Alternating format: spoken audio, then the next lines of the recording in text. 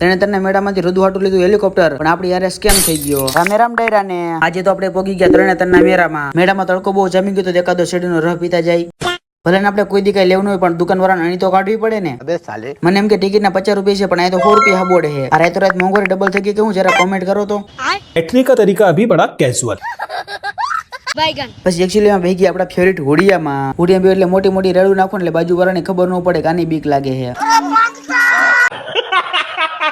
હોડિયામાં તો આપડા 100 રૂપિયા વસૂલ રહ્યા. જોયું ને આપણને જોઈને હારા હારા ની હવા નીકળી જાય.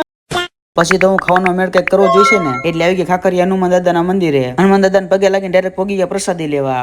तुम्हें शर्म है कुछ नहीं પછી આ બાજુ એક ભાઈ 50 ના 500 કરવાયા હતા. જોવામાં તો બહુ હેલું લાગે છે ને, એકવાર ટ્રાય કરી જોવો. એને બાકી તારા ભાઈબંધ જેવો. अच्छा. પછી તો આપણે પોગી ગયા પશુ પ્રદર્શનમાં.